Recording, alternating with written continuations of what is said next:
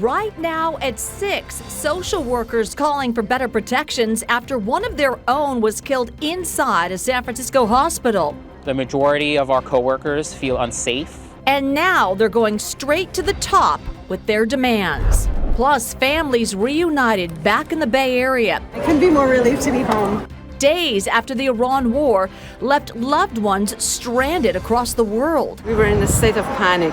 Passengers on the first flight from Dubai recount the terrifying moments trying to get home after the fighting broke out. And later, she's her company's only female superintendent in the entire Bay Area. This is the best office in the world. How a life of hands-on work is helping her blaze a trail for women in construction. And I swear my dad wanted 2 boys, he got 2 girls, and so he made do with what he had. This is CBS News Bay Area with Juliette Goodrich. And good evening. Thanks for joining us at 6. Social workers in San Francisco are demanding more protection after a recent survey found nearly all of them feel unsafe at work. It comes nearly 3 months after a social worker was stabbed to death by a patient at Zuckerberg San Francisco General Hospital. Our Kenny Choi was there as union members took their demands directly to the head of UCSF. Social workers and the union that represents them rallied in front of UCSF Medical Center Mission Bay and tried to present a list of demands to the chancellor. And do we want it? Now! Whose university? Our university! They marched together, calling out their employer UCSF, demanding a meeting and more protection in the workplace. I was there when my colleague was killed in front of us. Julia Pasco is a Ward 86 HIV clinical social worker who was at Zuckerberg SF General Hospital when a patient fatally stabbed her coworker Alberto Rangel. It's been 3 months in one day, and no one has been contacting us back to have a meeting about our safety. I'll take this. They handed a representative of UCSF Chancellor Sam Hawgood a letter listing demands including a written safety plan, caseload limits, and protected time off that does not draw from employees' sick or vacation days. I am going to take what you have to give and put it where it belongs, and I can make sure that it will be where it will be read, in the chancellor's office. At an earlier rally, UPTE workers highlighted a new survey that found 90% of UCSF social workers report experiencing threats, assault, or intimidation on the job. Half of the surveyed workers say they've been sexually harassed or assaulted. More than 1 in 5 say they've been violently attacked at work. Fair pay! Alejandro Alvarez jumped into action on December 4th to try and save his friend and colleague. I made the decision in that moment knowing I could lose my life, and I was nearly killed. And what comes after that moment is not something you clock out of. It doesn't end when the shift ends. It doesn't stay in the building. It doesn't follow policy timelines. I live in the aftermath. The city's Department of Public Health operates Zuckerberg San Francisco General Hospital in partnership with UCSF. DPH has expanded security staffing, installed a weapons detection system, and limited access in the wake of the stabbing. But workers say they want more from UCSF. They feel unsafe at the work site. They feel unsafe when they're taking care of our patients in the community. They themselves have been victims of workplace violence and sexual harassment. There shouldn't be any disagreement that we have to do more to make sure that tragedies like this never happen. So whatever else there may be about disagreements, we should all be able to agree on the safety of our employees and our workforce. Workers say they hope the attention after Rangel's death leads to lasting safety reforms across the system. So we reached out to the UCSF Chancellor's office for a response to the union's demands. We have not gotten a response just yet. The city's Department of Public Health sent us a statement saying in part that frontline healthcare workers, quote, provide vital life-saving care under challenging circumstances, and they deserve to be safe, protected, and supported. Meantime, the state public health department says it found no deficiencies when it inspected San Francisco General in the days after the deadly stabbing. The department issued the letter with its findings to the hospital last month, but the report mentions the department did not inspect the entire facility. All right, as the war in the Middle East expands, today the State Department ordered evacuations at the U.S. Embassy in Kuwait and has been chartering flights for Americans stranded abroad. Also today, we saw the first flight out of Dubai land at SFO since the war broke out. The Emirates airline plane touched down just after 1 o'clock this afternoon. And as you can imagine, there was a flood of emotions when the passengers got off the plane to find their loved ones waiting. Our Suji Nam joins us live from the arrivals area at SFO's International Terminal. I'm sure a lot of powerful reunions today. I love being there to see that. Juliet, that's right. I mean, travelers that I talked to have been trying to come home for the past 5 days now. So when they landed at SFO, it was truly an emotional experience for everyone. Earlier today, I talked to a lot of different families today, including a Chinese tourism agency who had about 60 Bay Area residents planning to tour Dubai and Egypt, but their plans were cut short in Dubai, and they took that first flight back home today. We also caught up with one Alameda woman who went to India for work and had a layover in Dubai, but was stuck there for 5 days. Her husband greeted her with a warm hug and beautiful flowers. I'm so relieved. I couldn't be more relieved to be home. It was 5 days of uncertainty. What is it like to be in a country that has the possibility of drones and bombs and stuff like that? Well, I spent the first night huddled on the floor next to my bed, worried about the windows exploding. So, you hear alerts going off, you hear explosions in the sky, and it's hard to know what's going on, but it's really unsettling. Our flight had taken off in Dubai on Saturday and had to turn around as things got heated up over Iran, so we landed and just didn't really have any information for a couple of days. So we're really happy to be home. How are you going to feel seeing your kids today? I was just texting one of them that I'm home, so really excited to pick them up today. And we didn't really tell them what was going on because that's hard for kids to think about a parent in such a tough situation. But can't wait to hug them. As for this flight from Dubai, there was a bit of a delay of about 20 minutes or so. But of course, 20 minutes, Juliet, is nothing compared to the days of delay these travelers had in coming back home. Families telling me both on and off camera that they're so grateful that their loved ones are back here safe in the Bay Area. Juliet. Yeah, I was going to say 20-minute delay, no worries. Home sweet home and with flowers in hand. That's a nice reunion there. Suji, thanks so much.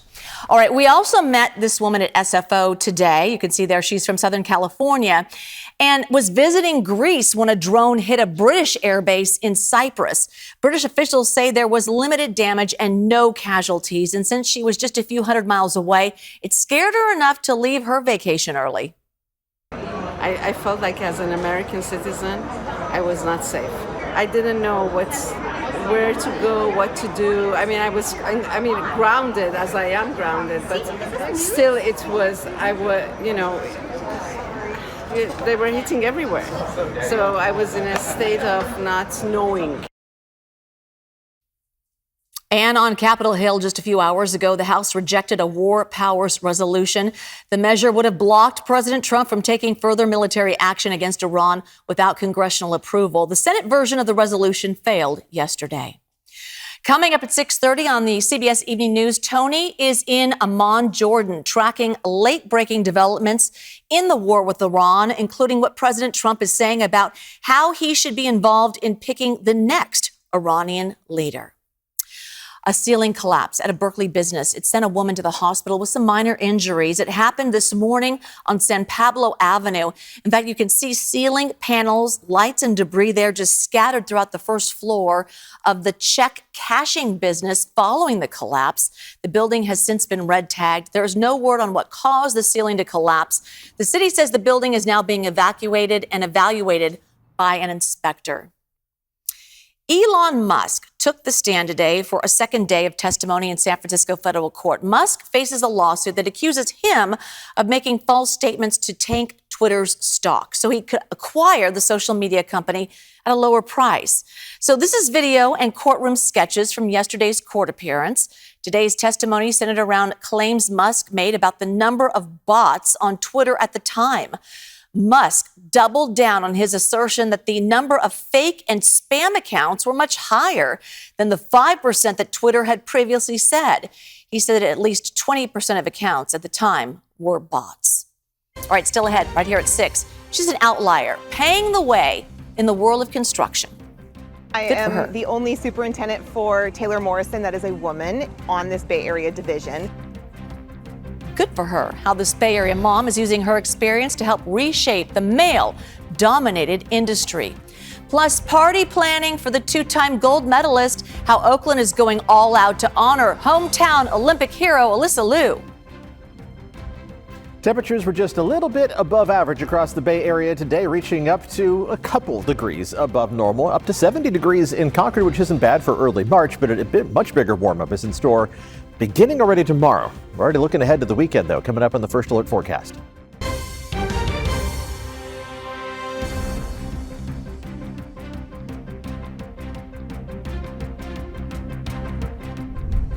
In Sunnyvale, a fallen tree on Highway 101 damaged 2 cars this afternoon. A CHP photo shows the major damage to one of the vehicles. Fortunately, no one was hurt.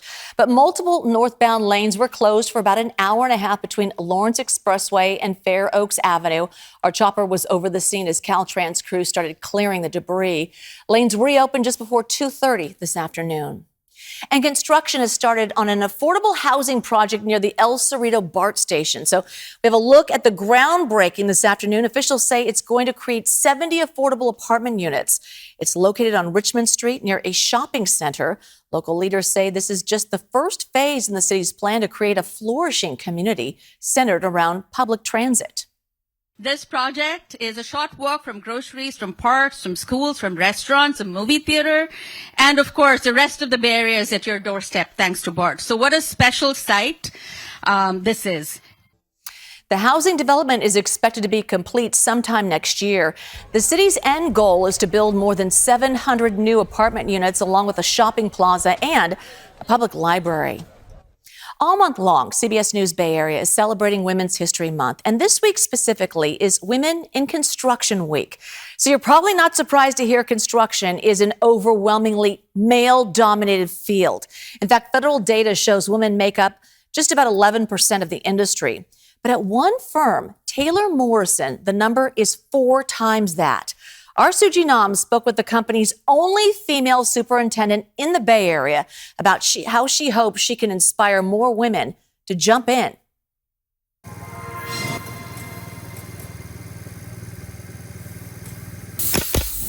This is the best office in the world. We have framers here. They're putting up first floor walls. It's a typical busy workday for Adria Valatica. So what are you doing here on your paper? As a superintendent with home building company Taylor Morrison, she is overseeing the construction of more than 90 homes at Rosemary Grove in Vacaville. I am the only superintendent for Taylor Morrison that is a woman on this Bay Area division. Adria's passion for all things hands-on started when she was young. My dad was an electrician. And so his friends would say, would you mind coming over and helping me? And he'd say, oh yeah, I'll bring my daughters. And I swear my dad wanted 2 boys, he got 2 girls. And so he made do with what he had. After graduating college, she got the opportunity to build 8 homes. Those 8 homes launched her career in construction. I am boss lady on this job site, and then I have to go on and put my mom hat and do dinner and homework. Adria is part of the 11% of women nationally working in construction, and experts say there are barriers to increasing that number. There's one thing to recruit women into these occupations, but you also have to train them through actual opportunities. Enriquez Lopez Lira, labor research expert with UC Berkeley, says the opportunities for more women to join the construction industry is tied to the housing market. If housing and construction becomes slow, the slowness we're seeing, if it becomes really persistent because of all the uncertainty in the larger economy, then you have less opportunities for that. We just had a frame inspection done on this home today. While it may be difficult, Adria hopes her story will inspire other women to join the business. One of the biggest things in this industry that keeps me going is handing a homeowner their keys and knowing that I built a house that is going to outlast me. Hoping to pave the way for the next generation of women. Love it. Okay, so what is next for her? She just won her company's Rockstar Award, given to top construction superintendents. It is her second time winning. She'll be heading to Nashville with her family for the ceremony. All right, we'll be right back. But first, here's tonight's Tahoe Report. Hey, I'm Johnny Mosley, and the mountains are calling. The Toyota, it's packed up and ready to go. But before we get out there, let's check out what the conditions are like. The Toyota Tahoe Report is ready. Let's head over to the map. Well, thanks to those two great storm cycles that we had one in late December, one in late February, that set up all of these resorts with an excellent base. You're going to be able to pretty much get out onto all, if not nearly all, of their terrain. The only thing about this now is it's going to be spring skiing in the sense that the temperatures are going to be kind of warm in the afternoon, but that's nothing different than the way the majority of this winter has gone. Expect low 50s mid-mountain on Sunday, upper 40s on Saturday, and things are going to get a bit slushy if you're up there in the afternoon. Morning skiing is probably going to be a bit nicer if you like that classic corn snow in a cycle like this. That's your Toyota Tahoe Report.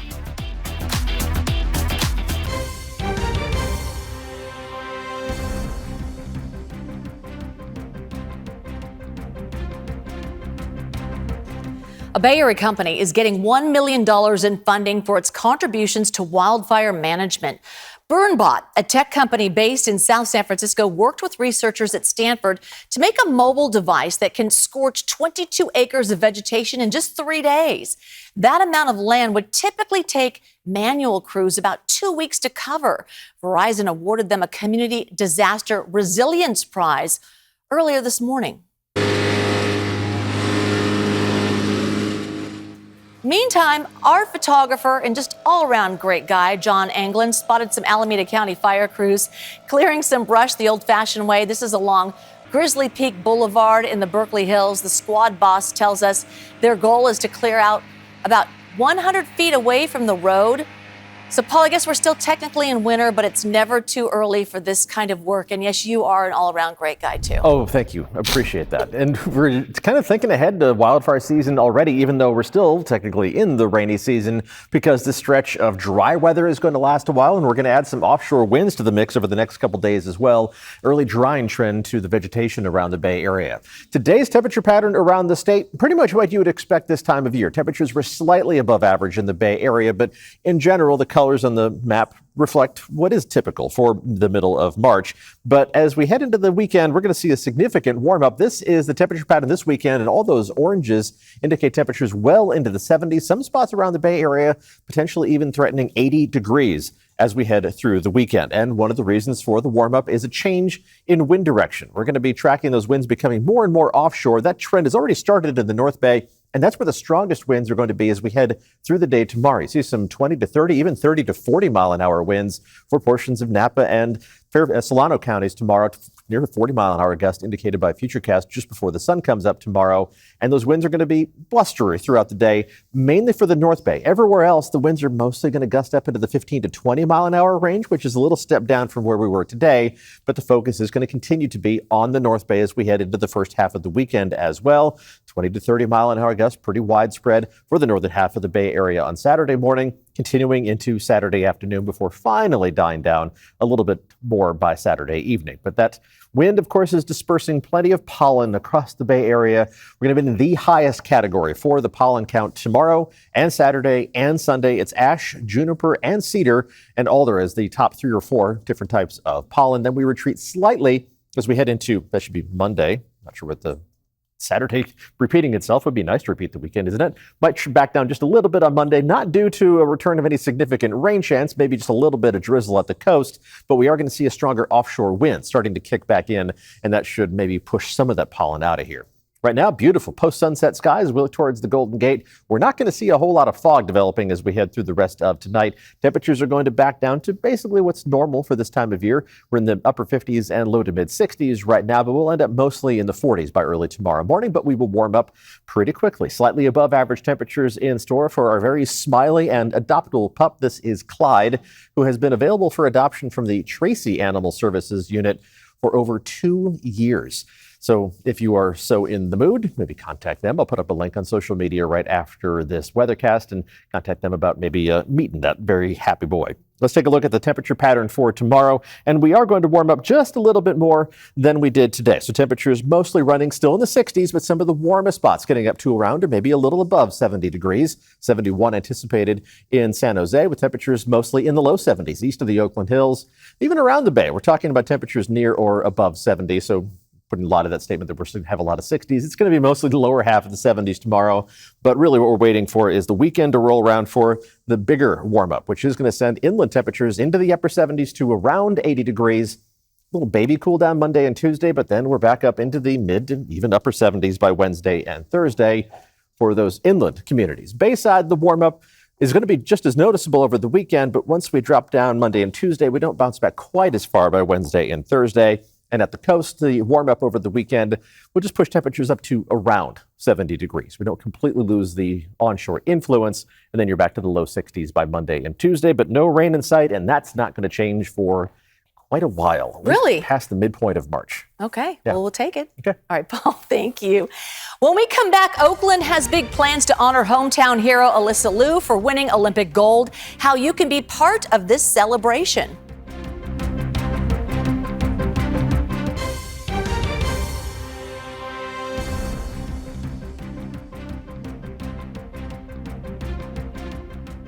And the Ultimate Fighting Championship is coming to KPIX this Saturday. Lightweight division stars Max Holloway and Charles Oliveira square off in a rematch. More than a decade in the making. It all starts at 5 p.m. right here on KPIX and streaming on Paramount+. The city of Oakland is now sharing the details on its plans to honor hometown hero Alyssa Liu next week. So the celebration rally for the Olympic gold medalist will be held at Frank Ogawa Plaza outside City Hall next Thursday, March 12th, starting at noon.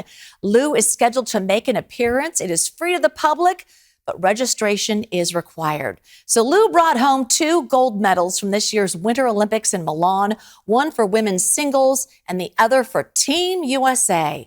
Liu grew up in Richmond and trained at the Oakland Ice Center. Welcome home. CBS Evening News is next. Local news continues on our streaming service, CBS News Bay Area. We're back here in 30 minutes with CBS News Bay Area at 7 just for you. Thanks for joining us.